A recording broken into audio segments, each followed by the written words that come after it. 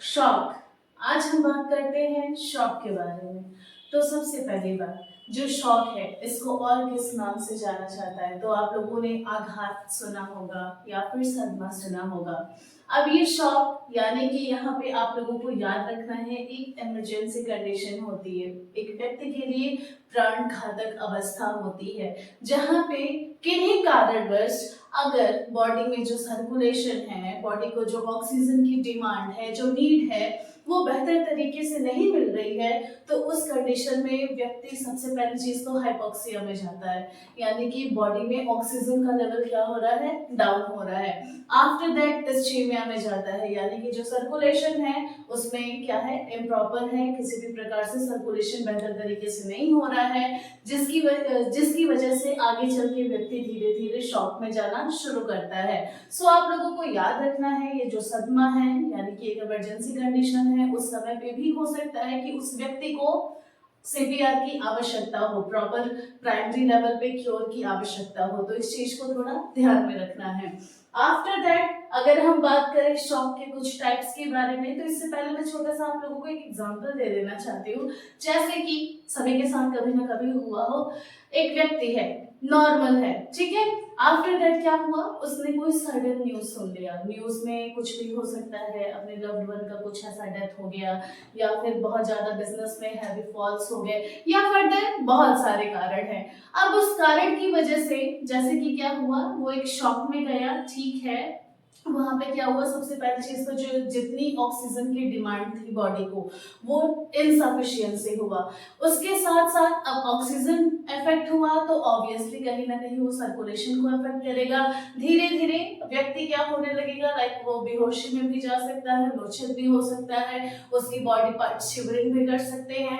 तो बहुत सारे साइन एंड सिम्टम्स हैं जो पेशेंट टू पेशेंट या पर्सन टू पर्सन डिफरेंट भी होते हैं। आफ्टर दैट हम बात करते हैं कुछ इसके फर्दर टाइप्स के बारे में, यानी कि जैसे आप लोगों ने सुना होगा न्यूरोजेनिक शॉक या कार्डियोजेनिक शॉक। तो हम बात करते हैं कि ये शॉक के टाइप्स कैसे हम डिटरमाइन कर सके कि ये कार्डियोजेनिक है या फिर फर्दर न्यूरोजेनिक है या हाइपोवोलेमिक है। तो सबसे पहले शुरुआत करते हैं हम सेप्टिक शॉक से। सेप्टिक, अब आप लोगों ने बहुत सारी कंडीशन डिजीज की पढ़ी है, तो सेप्टिक टर्म आप लोगों को समझ में आ गया होगा। सेप्टिक मतलब कि रिलेटेड टू क्या है, सीवियर इन्फेक्शन, ठीक है। अब यानी कि बॉडी में किसी भी प्रकार की बाहर से कोई इन्फेक्शन हो रही है, related to pathogens, related to further कोई भी चीज हो, ठीक है।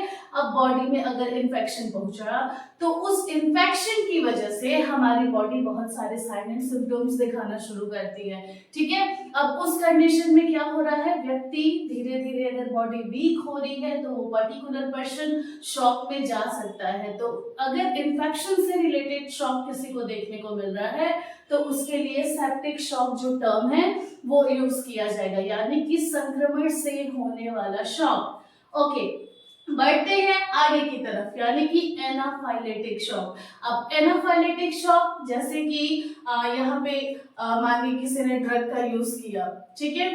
अब क्या हुआ, वो व्यक्ति जो था बहुत ज्यादा सेंसिटिव था, ठीक है, ड्रग से बहुत सारी एलर्जीज हो रही हैं, या उसके साथ साथ जैसे कि स्नेक्स बाइट कर दिया है, या फर्दर आप लोगों ने सुना होगा बिच्छू है, या फर्दर जो भी इंसेक्ट्स हैं उनके बाइट करने के बाद अगर कोई व्यक्ति शॉक में जा रहा है तो उसको एनाफाइलेटिक शॉक के नाम से जानते हैं।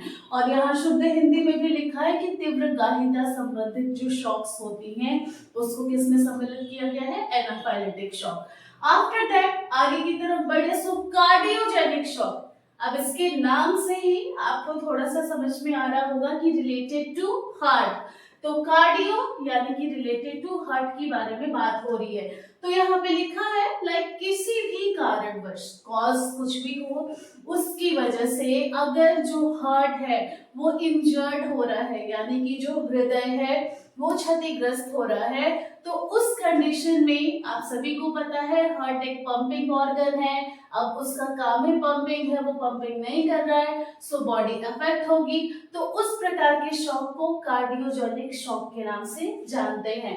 और इस जगह पे आप लोगों को देखने को भी मिल रहा होगा हृदय क्या हो रहा है, क्षतिग्रस्त हुआ है, जिससे कि अब हार्ट अफेक्ट हुआ तो उसके काम है, उसका फंक्शन है पंपिंग करना, सो वो क्या करेगा, इनेबल हो जाएगा पंपिंग के लिए। तो अगर ऐसे शॉक्स किसी में देखने को मिल रहे हैं रिलेटेड टू हार्ट कंडीशन, तो उसको हम कहते हैं cardiogenic shock. Okay, after that आगे बढ़ते हैं हाइपोवोलेमिक शॉक।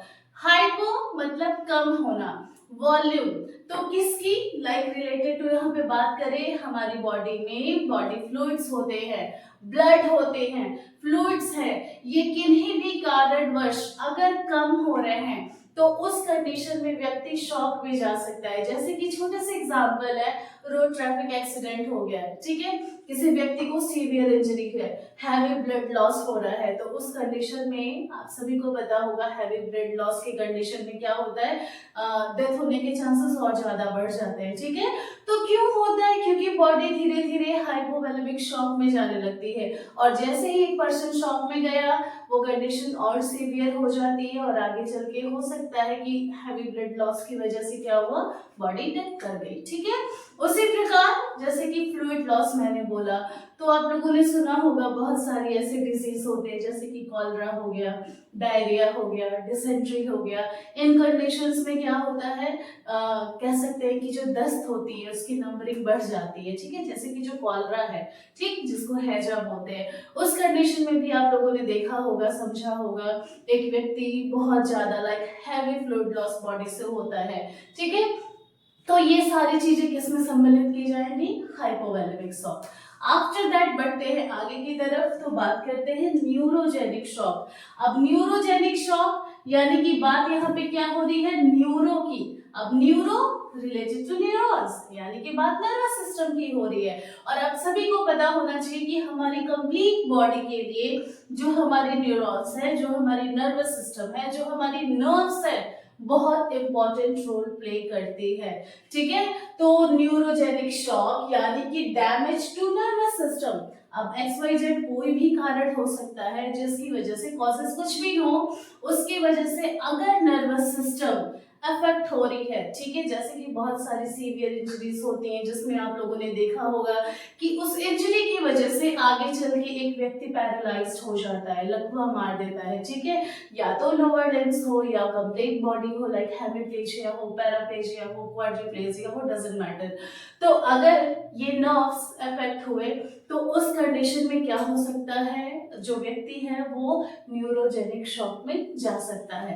सो फाइनली आप लोगों ने प्रिपेयर किया कि शॉक क्या होता है और उसके फर्दर टाइप्स क्या होते हैं। अभी शॉक कंप्लीट नहीं हुआ है, नेक्स्ट लेक्चर में हम इस पे और चर्चा करेंगे। आज के लिए इतना ही। Thank you everyone.